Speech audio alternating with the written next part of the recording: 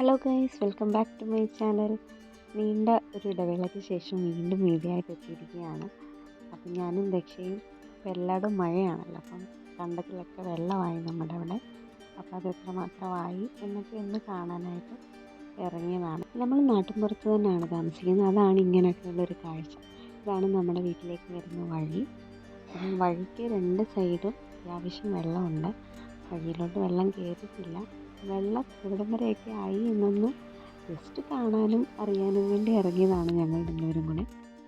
അപ്പോൾ ഇതൊക്കെയാണ് ഞങ്ങളുടെ നാട്ടിലെ ഇപ്പോഴത്തെ കാഴ്ചകൾ. അപ്പോൾ ഈ ഒരു ഭാഗത്തു നിന്ന് അകത്തോട്ട് പോകുന്നിടത്താണ് നമ്മുടെ വീടുള്ളത്.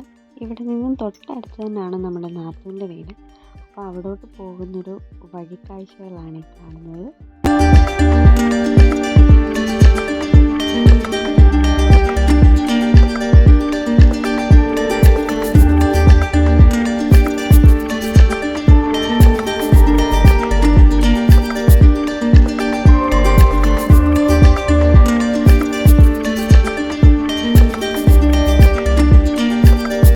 കാണുന്നത് നാത്തൂൻ്റെ വീടിൻ്റെ മുൻവശമാണ്. അതിന് തൊട്ട് മുമ്പിലായിട്ട് കണ്ടമാണ്.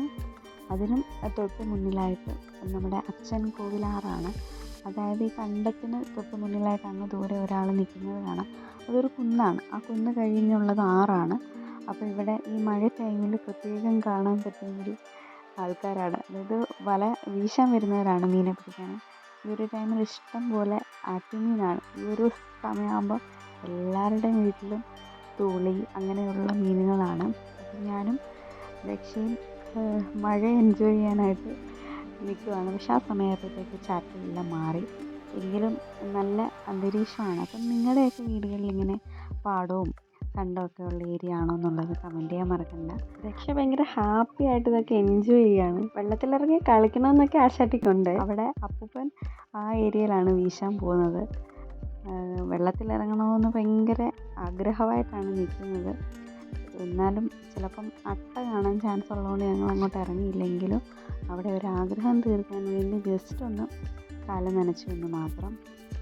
അപ്പം ഞങ്ങളുടെ ഈ സ്ഥലം ഇഷ്ടമായാൽ കമൻറ്റ് ചെയ്യാൻ മറക്കണ്ട. അതുപോലെ തന്നെ നിങ്ങളുടെ ഏരിയയിലും ഈ ഒരു ടൈമിൽ ഇങ്ങനെയൊക്കെ ആണോ എന്നുള്ളതും പറയുക.